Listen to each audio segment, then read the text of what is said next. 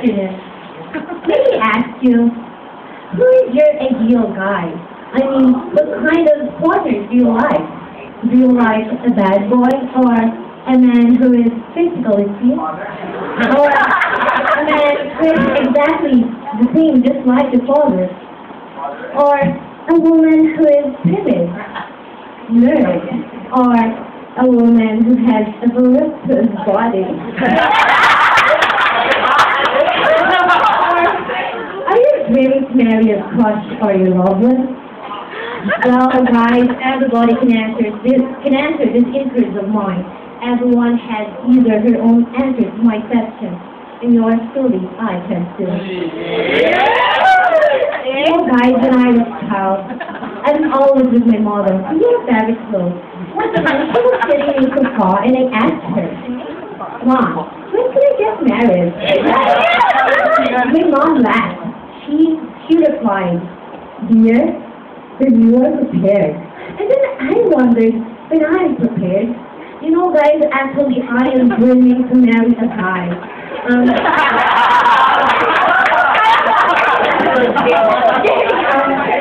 And then who really loves me, who makes me care of me, and lastly, a man who can't live without me.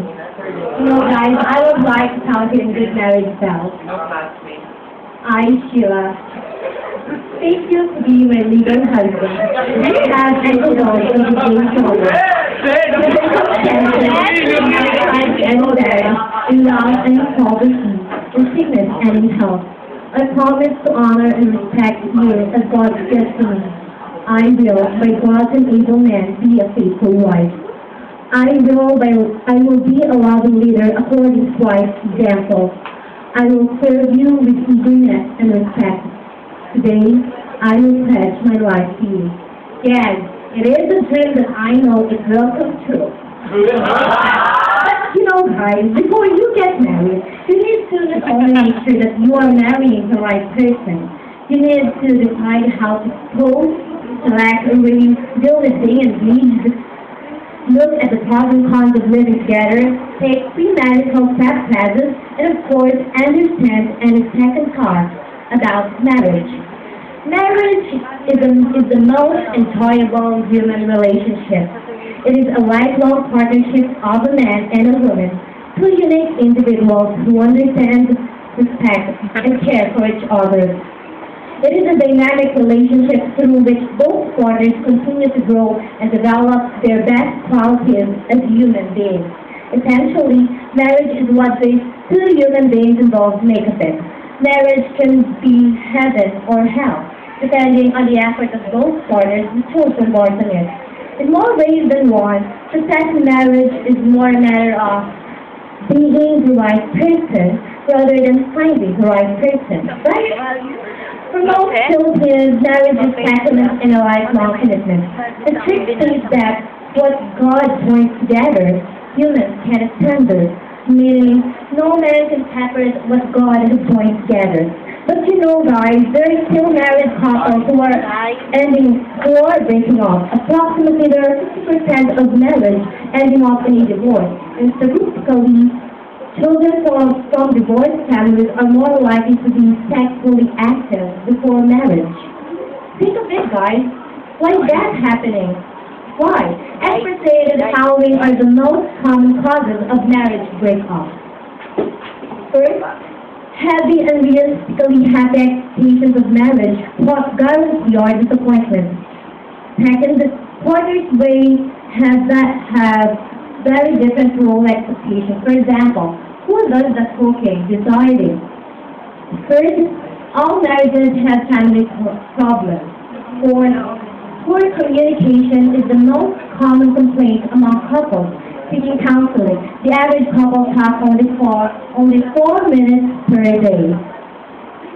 Fifth, problems with relatives are common, especially when one or a child remains dependent on his or her parents for money or emotional support.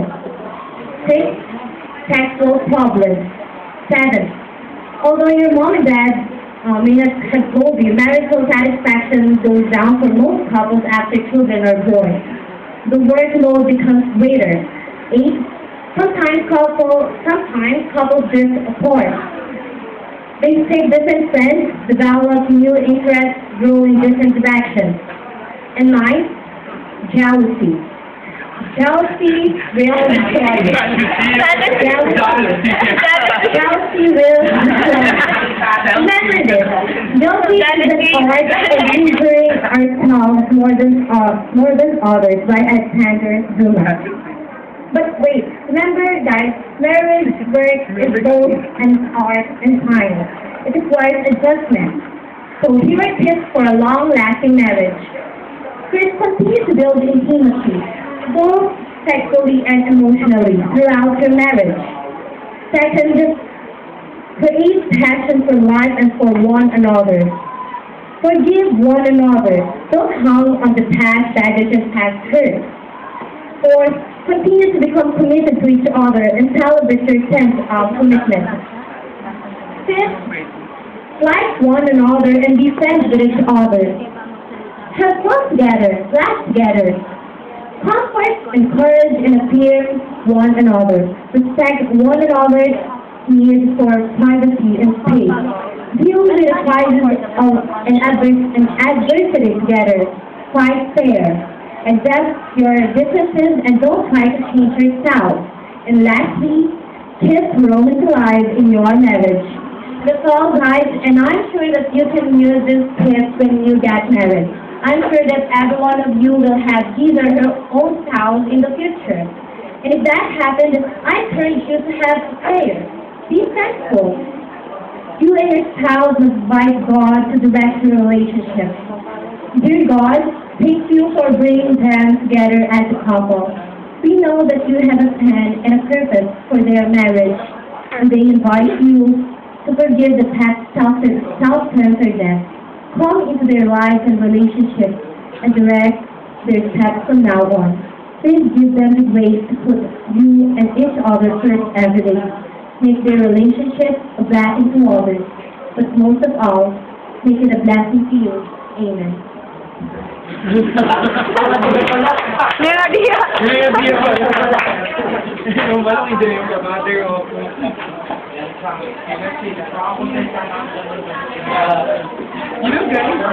Ô, tá bom!